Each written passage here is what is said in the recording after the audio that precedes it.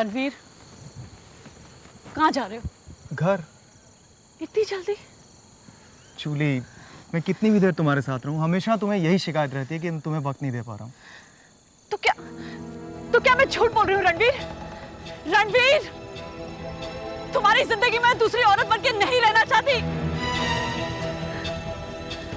कभी कभी तो मुझे महसूस होता है कि तुम मुझसे प्यार ही नहीं करते। जूली, तुम जानती हो मैं तुमसे कितना प्यार करता हूँ। तंग आ गई हूं मैं ये सुन सुन करके तुम मुझसे कितना प्यार करते हो। अब मुझे फैसला चाहिए। जूली, मुझे थोड़ा सा वक्त दो, मैं अपने इस रिलेशनशिप के बारे में कविता को सब कुछ बता दूंगा। तुम अपनी बीवी को हमारे प्यार के बारे में बता दोगे तो वो खुशी खुशी तुम्हें तलाक दे देगी। Come on Ranveer, be practical. ये बात तुम भी जानते हो और मैं भी जानती हूँ कि तुम्हें आसानी से तलाक नहीं मिलेगा। फर्ज करो अगर उसने तुम्हें तलाक नहीं दिया तो फिर तुम क्या करोगे? बोलो, क्या करोगे तुम? फिर कुछ दूसरा रास्ता सोचेंगे ना। ये दूसरा रास्ता हम पहले क्यों नहीं इस्तेमाल करते? मेरी तो समझ में कुछ नहीं आ रहा जूली, तुम ही कुछ दूसरा रास्ता बताओ। मैंने पहले भी तो तुम्हें बताया था। जूली, तुम जानती हो तुम क्या कह रही हो? वो सब करके हम बच नहीं पाएंगे। रणवीर, तुम बेकार में डर रहे हो। हम ऐसा रास्ता इस्तेमाल करेंगे कि कोई हम पर शक तक नहीं करेगा। Come on, have faith in मी।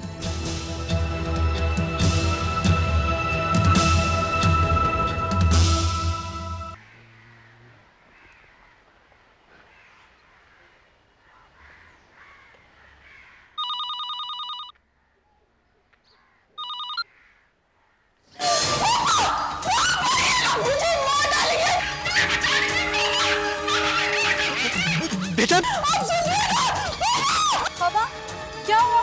अभी तक घबराए हुए क्यों हैं? पता नहीं बेटा, कविता को कुछ हो गया है। तुम अपनी माँ को जल्दी बुलाओ, हमें कविता के घर जाना है।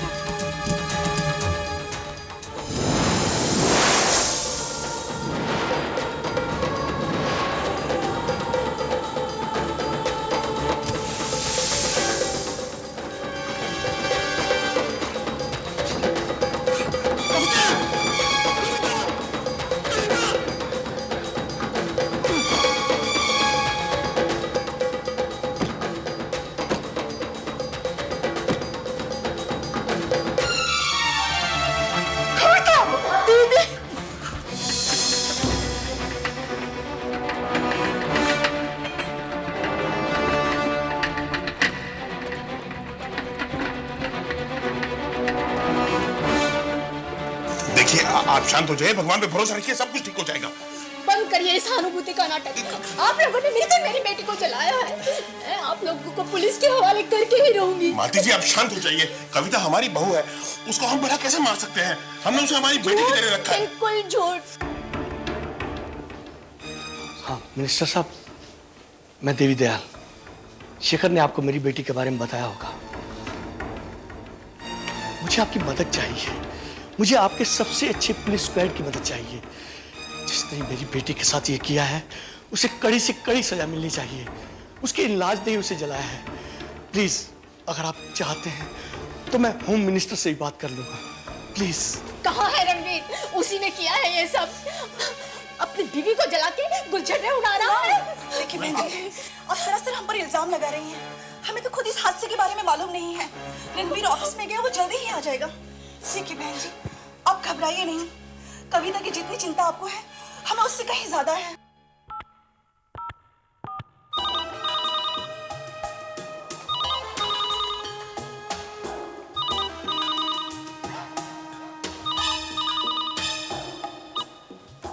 Arjun Raina, crime squad. What? हाँ ठीक है, हम अभी पहुंच रहे हैं। डिस्गस्टिंग। अभी भी ये सब हो रहा है। What is it? Looks like another case of dowry death. Come on.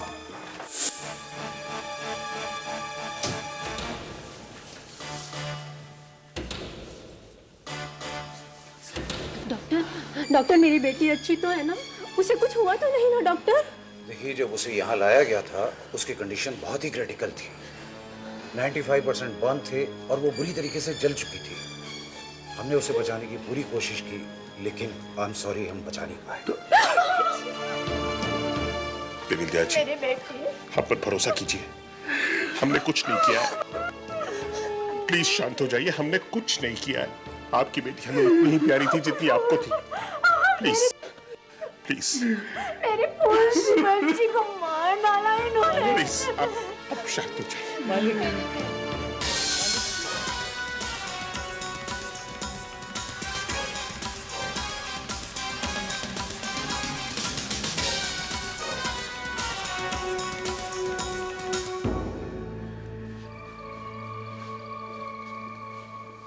ये मिस्टर देवी दयाल कौन है? मैं अर्जुन राणा क्राइम स्क्वाड से। हमें इस मामले की तहकीकात करने के लिए भेजा गया है। इंस्पेक्टर साहब, इन लोगों ने मेरी बेटी को जलाकर मार डाला। गिरफ्तार कर लीजिए इन लोगों को। गिरफ्तार कर लीजिए। शांत हो जाओ।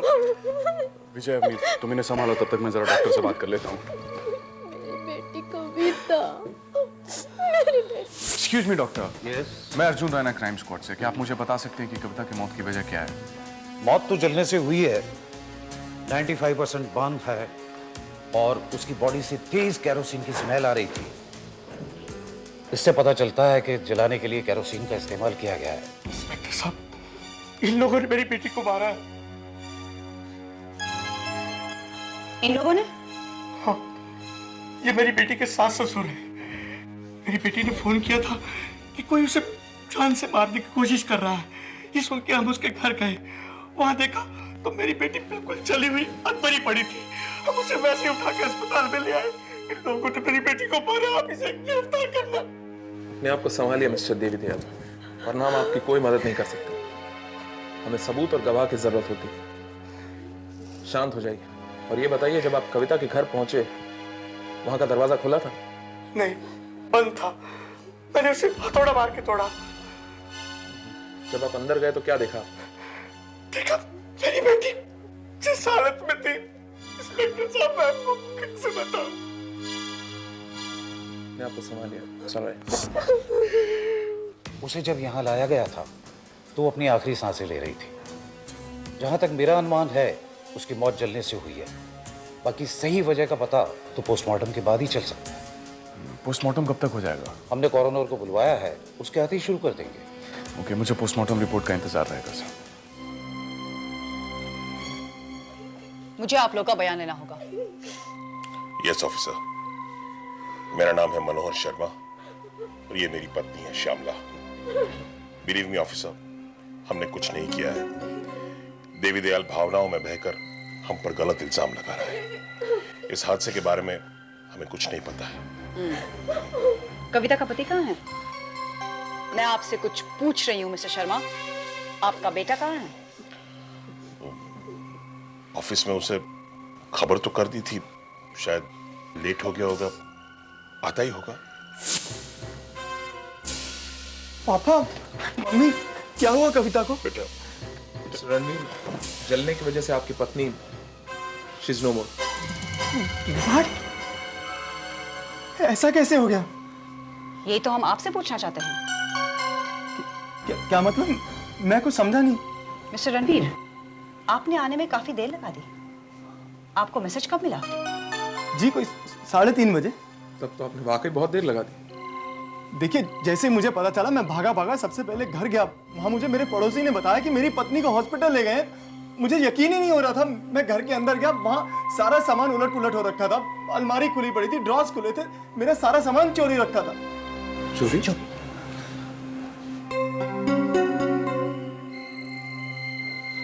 मिस्टर शर्मा, नए कानून के तहत, क्योंकि आप लोगों पर अपनी बहू के खून का इल्जाम लगा है और उसकी डेथ हो चुकी है, हम आपको अरेस्ट करते हैं। लेकिन ये आप कैसे कर सकते हैं? हम बेगुनाह हैं, हमने कुछ नहीं किया है। सिर्फ शक के बिना पर मिस्टर शर्मा हम आपको अरेस्ट कर सकते हैं और इस वक्त यही सही रहेगा। अगर आपकी बेगुनाही साबित होती है तो हम आपको रिहा कर देंगे। मैं अपने लॉयर को फोन करना चाहता हूँ। कोई फायदा नहीं मिस्टर शर्मा, ये नॉन बेलेबल ऑफेंस है, इसकी जमानत नहीं होती। घोसले ले जाओ।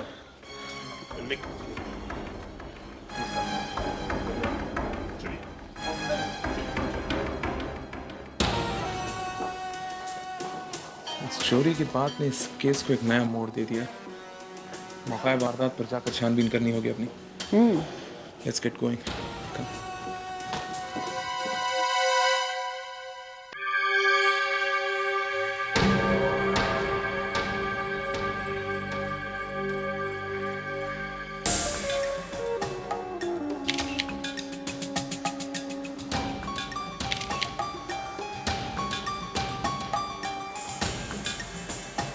देवी दयाल के मुताबिक अंदर आने के पहले उसे दरवाजा तोड़ना पड़ा। इसका साफ मतलब यह है कि चोर या खूनी ने दरवाजा नहीं तोड़ा। या तो उसके पास घर की चाबी थी या फिर उसे अंदर आने दिया गया। चोरी किस कमरे में हुई? इस तरह। इस कबर्ड को जोर जबरदस्ती से नहीं, इसी की चाबी से खोला गया। या फिर चोर इसे बिना चाबी के खोलना जानता था। कोई फिंगरप्रिंट्स मिले? काफी मिले। मिस्टर शर्मा के फैमिली मेंबर्स के फिंगरप्रिंट्स के साथ उन्हें वेरीफाई करवाओ।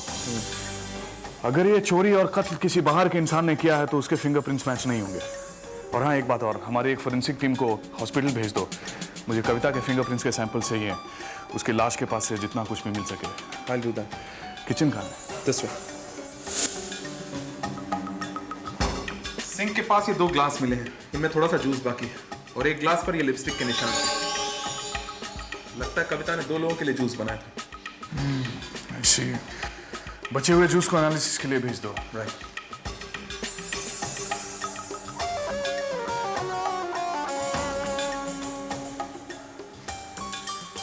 किचन में आने जाने का सिर्फ यही एक रास्ता है सर। ऐसी मुझे इस पूरी घटना की छानबीन की रिपोर्ट चाहिए। राइट।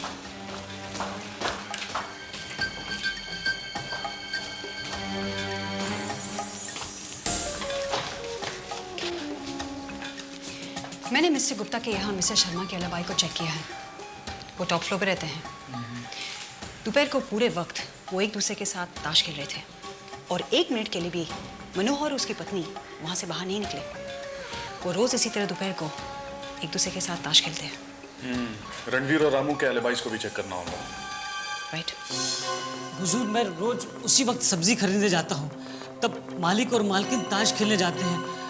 घर पर कविता बेटी अक्सर अकेली रहती थी। सब्जी खरीद कर आप कब तक घर लौटते हैं? अक्सर 4 बजे तक, क्योंकि 4:30 बजे के लगभग मैं कविता बेटी को चाय बना के देता था। 2 बजे से लेकर 4 बजे तक, ये कुछ ज्यादा वक्त नहीं है सब्जी खरीदने का? मार्केट तो पास में ही है। मैडम, मैं सब्जी खरीदने के बाद अक्सर लेट ही आता हूँ, क्योंकि बाकी नौकरों के साथ बैठकर मैं गप्पे मारता था। सब्जी की थैली के साथ तुम बैठकर गप्पे मारते हो, उसे ऊपर लेकर नहीं जाते हो? नहीं मैडम, मैं 4 बजे तक ही ऊपर जाता था। क्यों? 4 बजे क्यों? क्योंकि कविता बेटी ने कहा था कि वो दोपहर को सोती थी। लेकिन उस दिन तो आप 3 बजे ही पहुंच गए।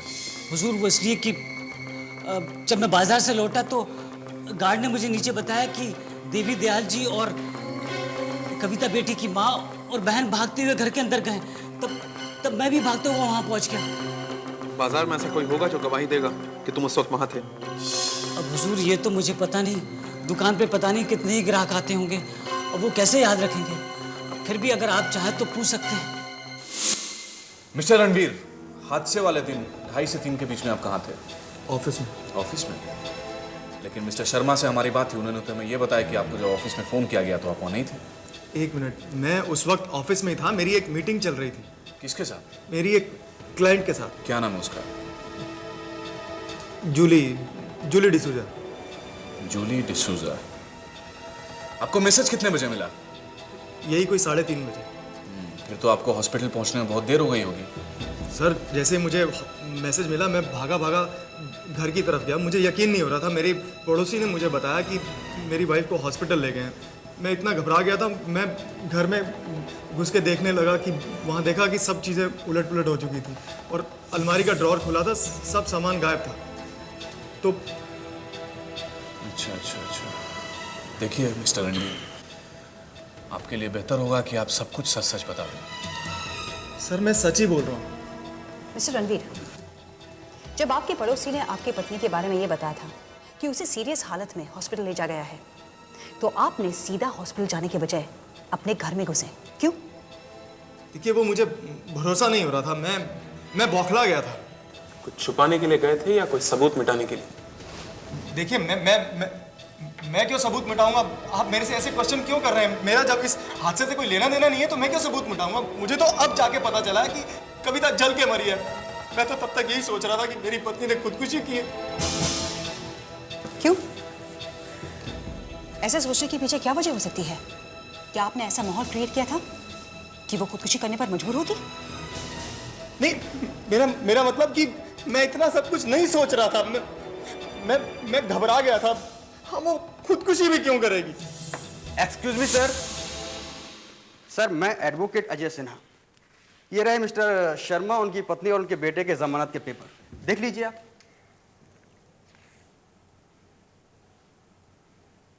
मिस्टर अजय शर्मा,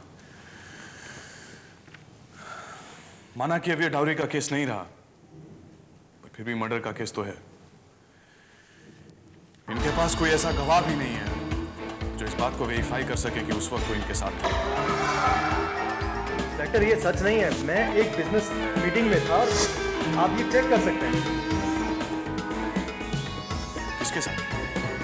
अपने एक क्लाइंट के साथ, मैंने बताया आपको। ठीक है, अपनी ले जा सकते हैं।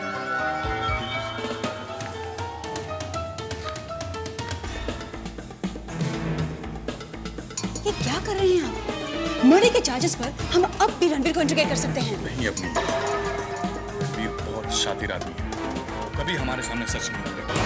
और आई एम श्योर एक बार यहाँ से बाहर निकलने के बाद वो फ्री फील करेगा, जरूर कोई ना कोई गलती करेगा। एक बात मेरी समझ में नहीं आ रही है। कविता ने जब फोन किया तो वो चिल्ला भी सकती थी, लेकिन बिल्डिंग में किसी ने उसकी आवाज नहीं सुनी। हो सकता है जलते वक्त वो बेहोश हो गई हो। केस बहुत कॉम्प्लिकेटेड नहीं लगता है सर। कैसे? मिस्टर गुप्ता के बयान के अनुसार मिस्टर और मिसेस शर्मा पूरे वक्त उनके घर पर थे। इसका मतलब है कविता घर पर अकेली थी, और जो कोई भी दरवाजे पर दस्तक देता है उसे इस बात का एहसास है कि कविता घर पर अकेली रहती। उसके बाद कविता दरवाजा खोलती है, वो आदमी अंदर आता है। एक मिनट। हो सकता है वो शख्स एक औरत हो। तुम भूल रहे हो विजय कि एक ग्लास पर लिपस्टिक के निशान थे। हो सकता है वो निशान उस गैस के हो सकता है, लेकिन ये भी तो हो सकता है कि वो निशान कविता के हों।